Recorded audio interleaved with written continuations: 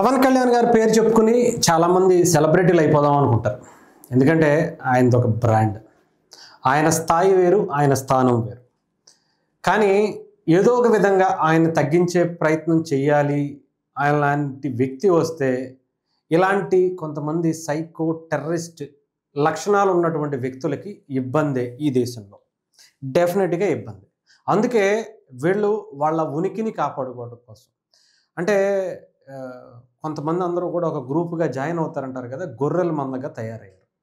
Hit 3 సినిమాలో కూడా same ఇలాంటి క్యారెక్టర్లే ఉంటాయి. సైకోలందరూ కూడా ఒక గ్రూప్ని పెట్టుకుని కొంతమందిని ఆ సైకో ఆనందం పొందడం కోసం చంపేసుకుంటూ పోతారు. సో అలాంటి లక్షణాలు ఉన్నటువంటి వ్యక్తులందరూ కూడా పవన్ కళ్యాణ్ గారిని ఇష్టపడరు. సో ముఖ్యంగా అలాంటి వ్యక్తుల్లోనే నాకు ఈ అమ్మాయి కూడా కనిపించింది. ఎందుకో కొంతమంది పాకిస్తాన్కి సపోర్ట్ చేస్తున్నటువంటి వ్యక్తుల్ని పవన్ కళ్యాణ్ గారు పాకిస్తాన్ వెళ్ళిపోమంటున్నారు. ఏ రకంగా వెళ్ళిపోమంటారు? నేను పాకిస్తాన్కి సంబంధించినటువంటి కొన్ని ఆటలను ఇష్టపడతాను, లేదంటే ముఖ్యంగా పాకిస్తాన్ ఇష్టపడతాను, లేదంటే చెగోవేరాని ఇష్టపడతాను అని ఏదో మాట్లాడింది. ఒకసారి వినిపిస్తాను, దాని తర్వాత ఒక్కొక్క దానికి క్లియర్గా సమాధానం చెప్పే ప్రయత్నం చేద్దాం. పాకిస్తాన్ ఇష్టమైతే పాకిస్తాన్కి పోవాలని ఆయన చెప్తున్నా.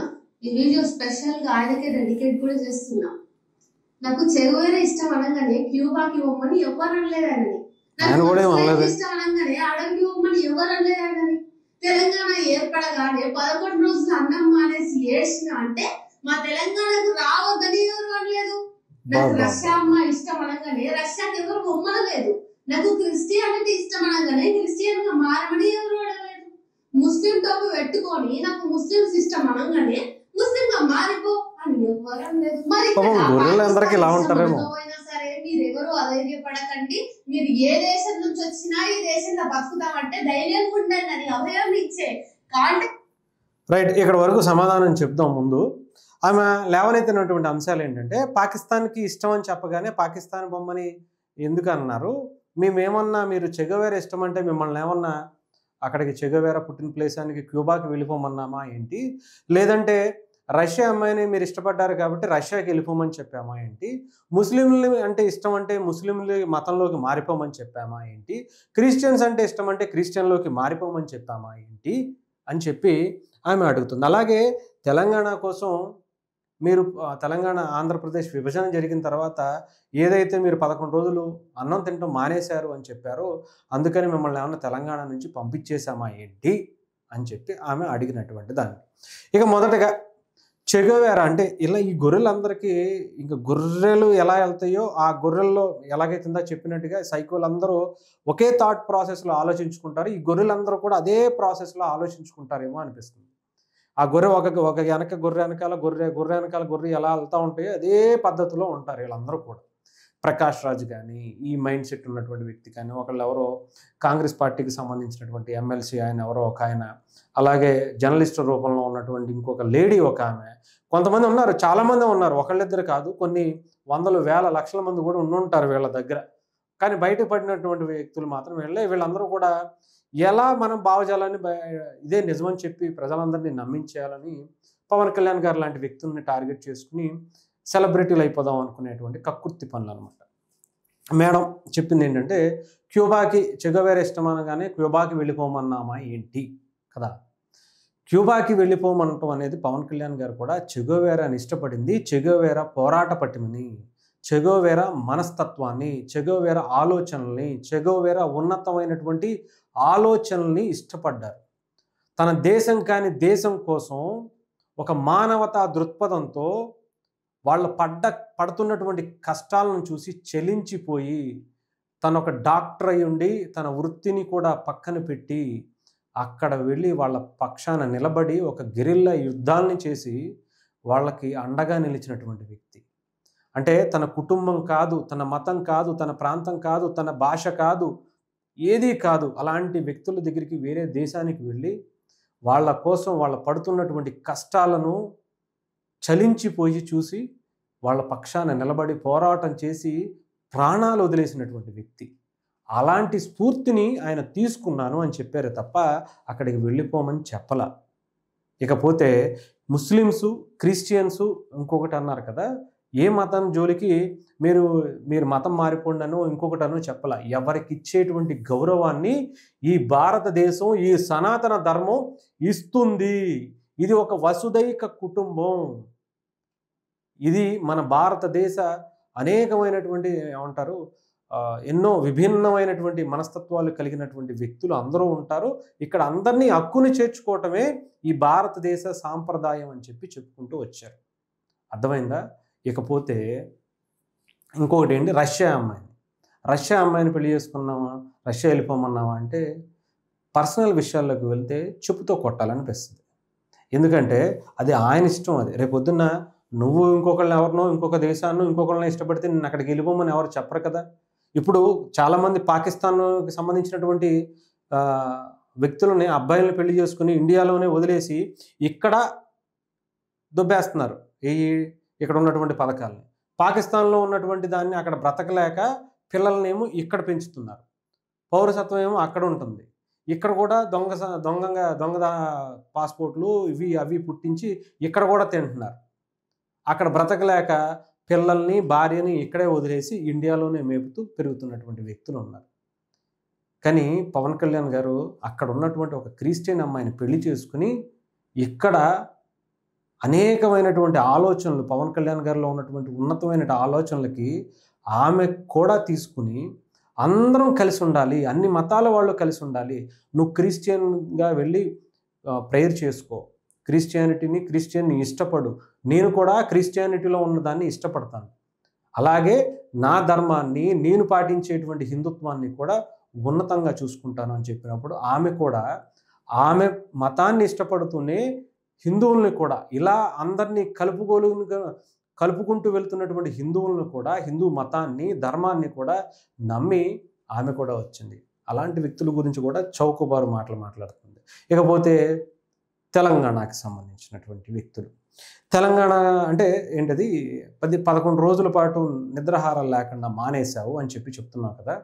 పవన్ కళ్యాణ్ గారు మాట్లాడింది ఆ టైంలో నిర్దాక్షిణ్యంగా ఆంధ్రప్రదేశ్కి ఒక రాజధాని లేకుండా, ఎటువంటి అవకాశాలు లేకుండా విడగొట్టేస్తే అక్కడ ఉన్నటువంటి ప్రజలు, యువత చదువుకుని ప్రతి సంవత్సరం దాదాపు 20 నుంచి 25 లక్షల మంది చదువుకుని డిగ్రీ పట్టాలు పట్టుకుని బయటకు వస్తున్నటువంటి యువత ఎక్కడికి పోతారు, ఏమైపోతారు అనేది ఆయన అప్పుడే బాధపడి, ఏమంటే నిజంగానే ఇలా నిర్దాక్షిణ్యంగా విడగొట్టేశారేంటి అని ఒక ఆలోచనతో ప్రజల కోసం ఆలోచించి ఆయన తిండి మానేశారు. ఇప్పుడు జరుగుతుంది కూడా. గత 5 ఏళ్లుగా చెప్పాలంటే ఆంధ్రప్రదేశ్ బాధ ఎవరికి చెప్పుకోలేకపోయారు. 10 ఏళ్ల బాధ, 10 ఏళ్ల పాటు ఒక్క నిర్దాక్షిణ్యంగా తీసుకెళ్ళి నడి రోడ్డు మీద ఒక చిన్న పిల్లవాడిని వదిలేస్తే ఏమైపోద్దో అదే పరిస్థితి ఆంధ్రప్రదేశ్కి వచ్చింది. ఎక్కడ వనరులు లేవు, ఎక్కడ ఉద్యోగ అవకాశాలు లేవు, ఒక కంపెనీ పెట్టడానికి ఇక్కడికి రాదు. వస్తే గత ప్రభుత్వం జగన్మోహన్ రెడ్డి గారు నీకేంటి నాకేంటి అని చెప్పి తరిమేసేవాడు. ఇక్కడున్న సంవత్సరానికి దాదాపు 20 నుంచి 25 లక్షల మంది చదువుకున్న యువత గంజాయి బారిన పడి, కల్తీ మద్యం బారిన పడి, వేరే చెడు అలవాట్లకు బారిన పడి, కుటుంబాలకి శోకాన్ని తీసుకొచ్చే కుటుంబాలు రోడ్ల మీద పడిపోయి విచ్ఛిన్నం అయిపోయినాయి. దీన్ని అప్పుడు ఆయన ఆలోచించాడు కాబట్టే దాని గురించి చెప్పాడు. అంతే తప్ప తెలంగాణని వ్యతిరేకించో ఆంధ్రాని హక్కుని చేర్చుకునే విధానం కాదది. మానవతా దృక్పథంతో వాళ్ళ పడేటువంటి ఇబ్బందులను ముందే గ్రహించినటువంటి వ్యక్తిగా చూశారు. రాజకీయాల కోసం వాడేసుకుంటారు తప్ప ప్రజల ఆలోచనల గురించి, ప్రజల స్థితిగతుల గురించి పట్టించుకోనటువంటి ప్రభుత్వాలు ఉంటాయి. ఈ టైంలో ఇలా చేస్తే ఎలా అన్నది పవన్ కళ్యాణ్ గారి ఆలోచన. అంతే తప్ప అక్కడేదో జరిగిపోతే తెలంగాణకి ఏదో అన్యాయం జరిగిపోద్ది, లేదంటే ఇక్కడ బాగుంటే ఆంధ్ర పాడైపోద్ది అన్నది కాదు. ఇక్కడ మానవతా దృక్పథంతో ఆలోచించాల్సింది. ఇకపోతే పాకిస్తాన్కి సంబంధించినటువంటి వ్యక్తులు, ఇది ఆవిడ ఎక్కువగా తీసుకున్నటువంటి సబ్జెక్టుగా మనం చూడొచ్చు. పాకిస్తాన్ గురించి మాట్లాడే వాళ్ళు, పాకిస్తాన్ని ఇష్టపడే నీలాంటి వ్యక్తులు, నీ పేరేంటో నాకు తెలియదు కానీ తల్లి, అక్కడ ఉన్నటువంటి కొంతమంది వ్యక్తులు ఎవరైతే ప్రకాష్ రాజో లేదంటే ఇంకొక ఎమ్మెల్సీ ఎవరో మాట్లాడుతున్నటువంటి దాన్ని, పాకిస్తాన్ని ఇష్టపడతాం అంటే భారతదేశం మీద ద్వేషాన్ని పెంచి పోషిస్తూ ప్రపంచాన్ని వణికిస్తున్నటువంటి ఉగ్రవాదాన్ని నడుపుతున్నటువంటి దేశం అది. అక్కడ ఉన్నటువంటి ప్రతి కుటుంబంలో ఒక వ్యక్తి అయినా సరే, ఒక 100 మంది కుటుంబంలో వాళ్ళు, ఎందుకంటే తంబలు ఉంటారు.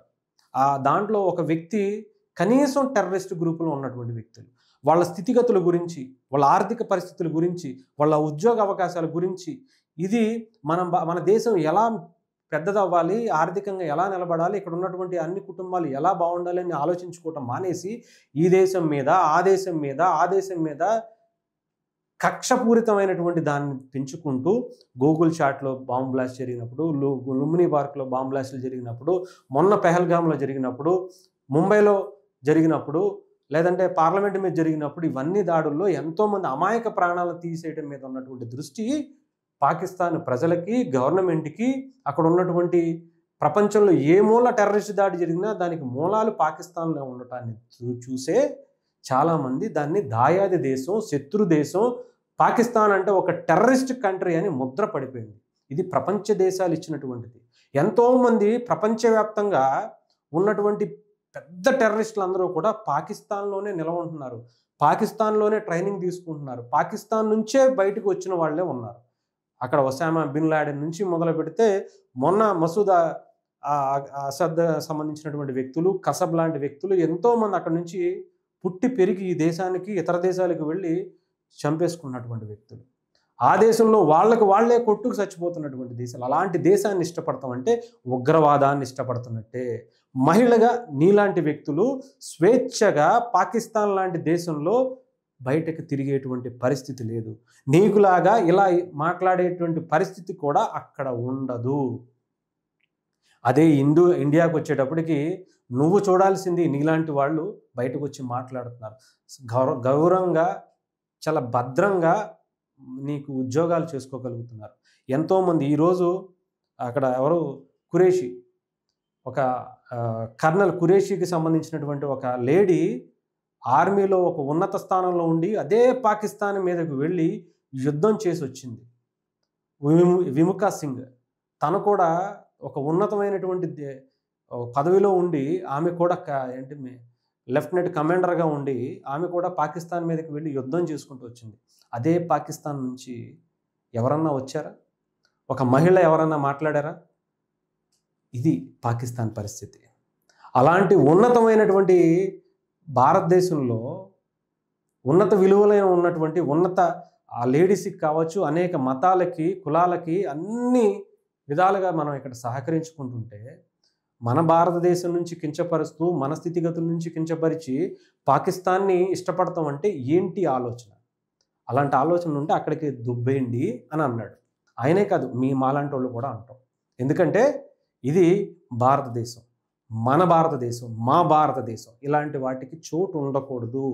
పాకిస్తాన్ని ఇష్టపడితే, పాకిస్తాన్కి సంబంధించినటువంటి ఆలోచనలు ఇష్టపడితే దుబ్బేసి అక్కడికి వెళ్ళి బ్రతికి చూపించండి. పాకిస్తాన్ నుంచో, బంగ్లాదేశ్ నుంచో, ఇంకోటి ఏదో మాట్లాడింది, ఒకసారి అది కూడా వినిపిస్తాను. మయన్మార్ నుంచి ఇంకోటి మాట్లాడింది విని బత్తాయి బుర్రతో అర్థం చేసుకొని పాకిస్తాన్ అంటే మీ దగ్గర పాకిస్తాన్ వీసాలు ఎక్కడివని మిస్అండర్స్టాండ్ చేసుకుని మీ మీద తిరగబడితే మీ పరిస్థితి ఏంటి? కాని మయన్మార్ నుంచి, వాటి నుంచి, ఎక్కడి నుంచి వచ్చినటువంటి ఎంతోమంది అందరినీ కూడా భారతదేశం హక్కున చేర్చుకుంటుంది అని అంటున్నాను. ఇది మన గౌరవం అని. అవునా?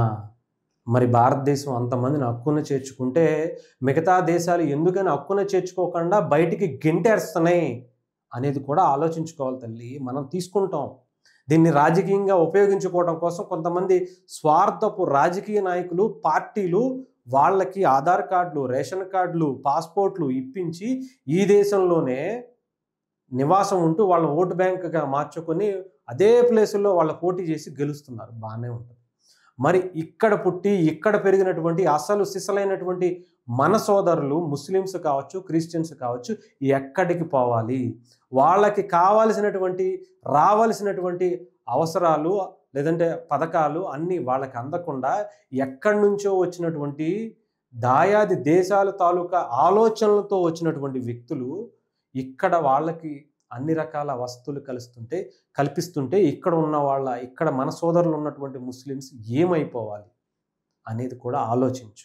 అందుకనే వాళ్ళందరినీ ఇక్కడికి రావద్దు అని చెబుతుంది. కొంచెం గొర్రె బుర్రతో కాకుండా మనిషి బుర్రతో ఆలోచించి చూస్తే అర్థమవుతుంది. అంతేగాని మయన్మార్ నుంచి, బంగ్లాదేశ్ నుంచి, పాకిస్తాన్ నుంచి, బర్మా నుంచి ఈ దేశంలోకి చొరబడి, అక్రమంగా చొరబడి ఇక్కడ మన సంపదని తింటూ, మన పథకాలను తింటూ, మన గవర్నమెంట్‌కి సంబంధించినటువంటి ఇస్తున్నటువంటి పథకాలను తింటూ, అసలు సిసలైనటువంటి మన ముస్లిం సోదరులకి, క్రిస్టియన్ సోదరులకి చెందాల్సినటువంటి వాటిని కూడా వాళ్ళు దొబ్బేసి తింటా ఉంటే మనకెలా ఉంటది? పైగా అక్కడ ఉండేటువంటి ఆలోచనలు తీసుకువచ్చి, ఇక్కడ మన ముస్లింలని, మన సోదరులని కన్వర్ట్ చేసేసి ఉగ్రవాదులుగా, టెర్రరిస్టులుగా, సానుభూతి పరులుగా వాళ్ళకి తగ్గట్టుగా మార్చుకుంటుంటే ఏమైపోవాలి ఈ దేశం అనే దాని మీదే చాలామంది పోరాటం. అలాంటి ఆలోచనలుగానే పవన్ కళ్యాణ్ గారు మాట్లాడారు. ఇలాంటివి నీ మట్టి బుర్రకి, నీ గొర్రె బుర్రకి అర్థం కాకపోవచ్చు. అలాంటి అర్థం కాకపోయినప్పుడు కాస్తో కూస్తో లోక జ్ఞానంతో మాట్లాడాలి. అంతేగాని ఏదో మాట్లాడేసాం కదా, సెలబ్రిటీ అయిపోవాలి కదా అనుకుంటే కుదరదు. సోషల్ మీడియాలో ఇప్పటికే 2 వైపుల నుంచి వాయిస్తున్నారు తల్లి. దయచేసి ఇలా దేశం గురించి, ఇలా మన భారతదేశం గురించి మాట్లాడుతున్నప్పుడు తెలియకపోతే అన్నీ మూసుకొని కూర్చోవాలి. అంతే తప్ప ఇష్టం వచ్చినట్టు పవన్ కళ్యాణ్ గారిని మాట్లాడితే మనం ఏదో దేశంలో సెలబ్రిటీ అయిపోతాం, మన గురించి 4 రూపాయలు వచ్చేస్తాయి అనుకోవడం కరెక్ట్ కాదు. నీకు ఇష్టపడితే దొబ్బేసేయి. అదే పాకిస్తాన్ నుంచి ఇక్కడికి వస్తున్నారు, ఎందుకు వస్తున్నారు, ఎందుకు తరిమేస్తున్నారు, ఎందుకు బంగ్లాదేశ్ నుంచి ఇక్కడికి వస్తున్నారు, ఎందుకు మయన్మార్ నుంచి ఇక్కడికి వస్తున్నారో తెలుసుకోవాలి. ఎందుకు అక్కడ బ్రతకలేక వాళ్ళలో వాళ్ళ కొట్టుకు ఎందుకు చేస్తున్నారు అనేది తెలుసుకోవాలి. నీకు అంతగా ఇష్టమైతే వెళ్ళి పాకిస్తాన్లో బ్రతికి ఇలాగే ఒకరోజు ఒక స్టేట్మెంట్ ఓపెన్గా నడి రోడ్డు మీద నుంచుని నువ్వు ఒక వీడియో చేసా, లేకపోతే నువ్వు మాట్లాడో చెప్పి చూపించు. ఏంటో ఈ దేశం అంత అవకాశాలను కల్పించింది. భావ ప్రకటన స్వేచ్ఛ కింద మహానుభావుడు అంబేద్కర్ గారు రాశారు కాబట్టి వీళ్ళకు ఒక ఆయుధంగా తయారైపోయింది. ఆయన కూడా ఉంటే అనవసరంగా రాశానేమో అని బాధపడేవాడు. ఇలాంటి వ్యక్తులను చూసి ఆయన ఇంకొక కొత్త బలమైనటువంటి చట్టాలను రాసి మీలాంటి వాళ్ళ నోటికి తాళం వేసి అదే పాకిస్తాన్కి పంపించేవాడు.